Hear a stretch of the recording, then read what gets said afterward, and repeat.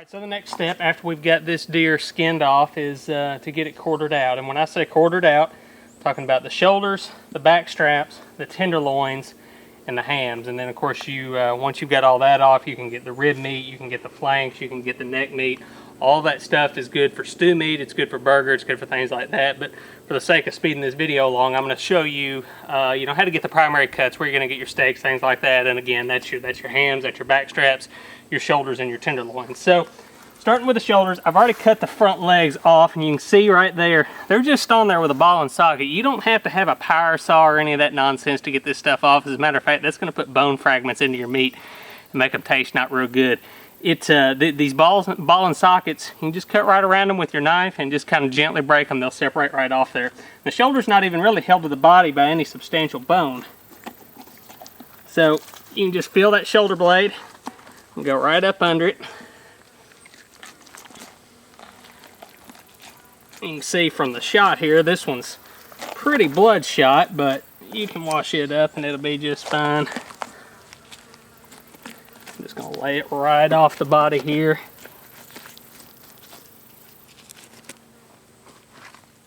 I've already got my cooler of ice ready to go.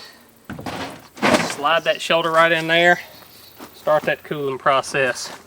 Do the same thing over here on this other side. Again, you can feel that shoulder bone. It's going to come down right there next to those back straps. You can feel it right there. And we'll get right up under that meat.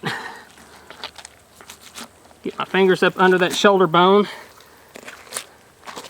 That's the mark of a good hit right there. Look at all that good lung blood. And again, you can see it's just falling right off there. It's not connected by really any bone at all.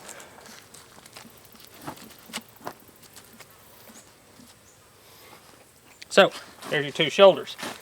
Now the shoulders tend to be kind of tough, kind of chewy. They do make excellent burger. There are some steaks on them that you can get. They're very good slow cooked in a smoker, especially if you can get like a yearling deer. But in general, you do get a lot of meat off them, but it does tend to be kind of sinewy. So I tend to opt to grind my shoulders up and save my back straps and my hams for my steak.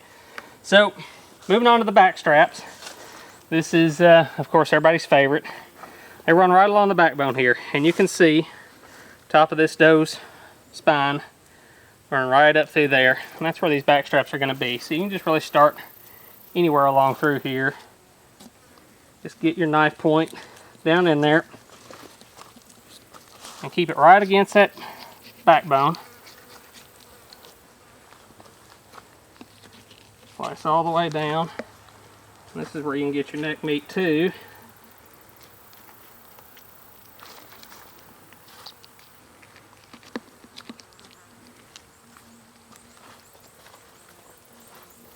The neck meat is kind of like the shoulder meat. It's kind of sinewy.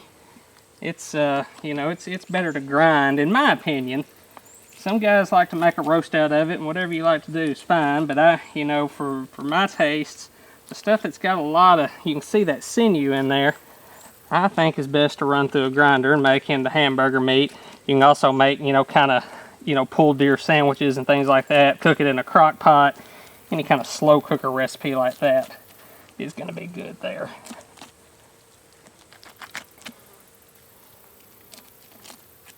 See what, I'm going to go ahead and get that hunk of neck meat cut away there on that side. It runs right along the bone there.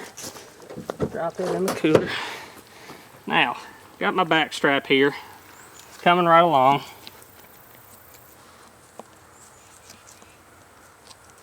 Get it. It's going to stop kind of right in here where these hams branch out. So you just kind of pick you out a spot and cut down into it there. And you're going to feel both the ribs and the spine with your knife blade.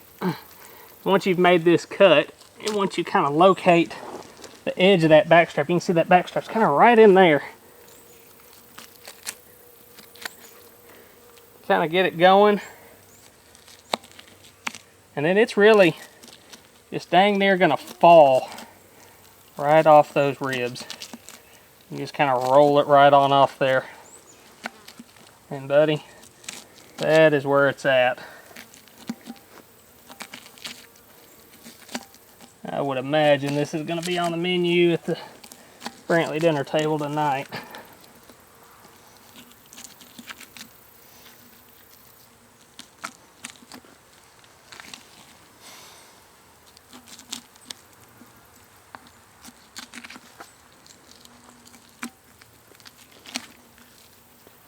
I'm going to go ahead. There's a little bit of, well, I'll say a little bit, it's a lot of sinew. Sometimes I just cut that off once the backstrap is off there, but it kind of worked out. I could just fillet it right off of that one, so I went ahead and did it.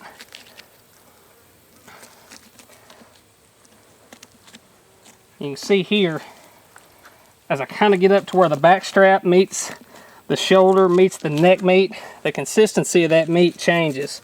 It's a lot stringier, it's a lot tougher, and that's technically where your backstrap ends and your neck meat begins. You can look down through here, this is all good smooth stuff to cut into steaks. Look at all that stuff right there. That stuff is hard to cook, it's not going to taste good, and that's why I opt to, like I say, grind it.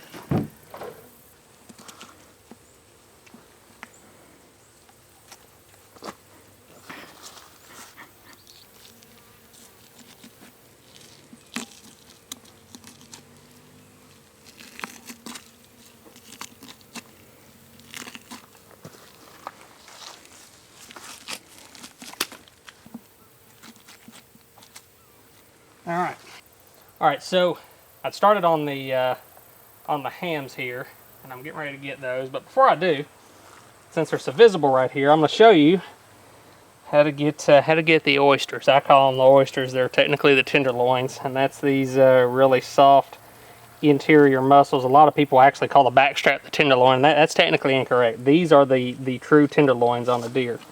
So, and they are so tender that you can just dang near pull them out of there with your hand. I'm going to help this one along with a knife. Just trim the end of it there. There's a little bitty bit there. But you can see they just lay right off of that rib. And you talking about a cut of meat that is really good fried. Now that is it.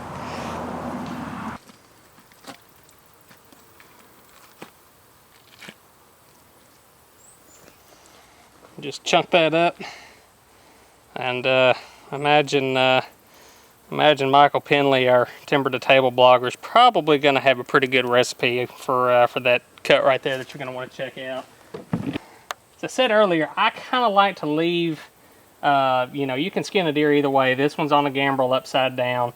I personally kind of prefer to hang a deer by the head and skin it and quarter it that way, and the reason is because of the hams. When they're on this gambrel like this and you get them separated out, gambrel's obviously going to swing to one side. So, you know, it's good to have a buddy to hang on to the other side of it when the deer's, you know, flip the other way. It's not an issue that you have to worry about. But not a big deal. This is the way most people hang their deer, and this is the way we wanted to demonstrate it. So, as you come in here, you can look and see these hams are attached by a ball and socket. And you can, I got it pulled right away there. You can see that ball right there. Right there where that blood's bubbling. And that's all that is holding that ham on there, that and the muscle, of course. So you start cutting around that, making sure to get all your meat, because it's easy to kind of lose track of what you're doing here. Come right around that tailbone, right around the pelvis, and you can feel where the pelvis really makes a hard bend up in there.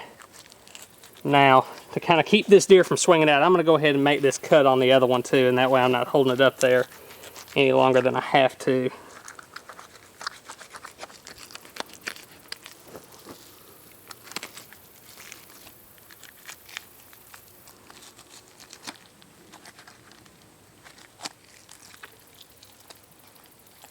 And again, there's my ball and socket. I'm just coming into it from the other side. I think it's a little easier to access from this side, so I'm going to spin the deer back around there.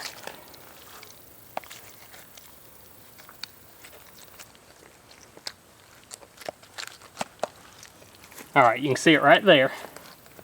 And that's just the hip bone is all that is. And I pretty well got it loose on both.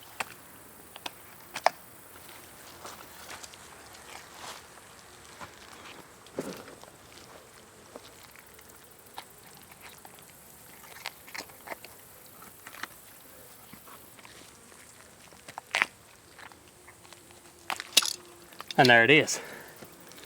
Now, I'm just going to go ahead and cut loose on this other one.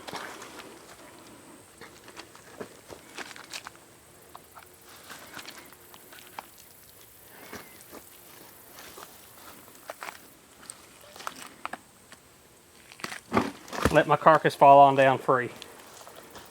And like I say, you can come back, get those ribs and stuff. I'm really focused on these hams right now. Now, on the hams, the key part of your steaks, of your best roast, is up here, kind of in the interior of the ham.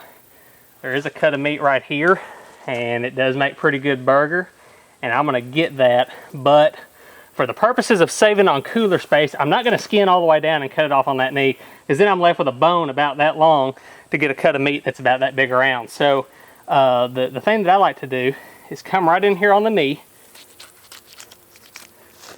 and come right down here behind it. And of course my tendon came loose there, but I'm going to show you how you can come right in behind that and get your ball and socket on that ham just like you could the front leg, etc. And there you go. And then all you got to do is fillet this right here off the bone.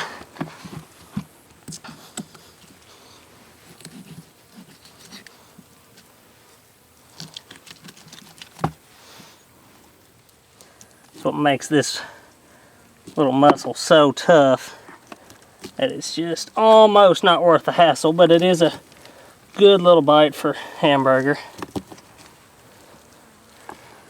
So we'll get it on off there.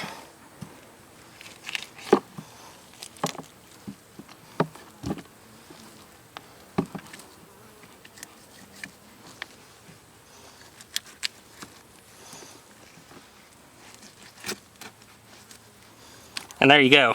Well, that's just a leg bone there. You can see how much space that's saving me in my cooler. So, again, to demonstrate again, the ball and socket is right there. You can even see it. Right there on the soft part of that knee. Just going to cut right in there. See that cartilage come loose. Cut back here. It's going to undo my tendon.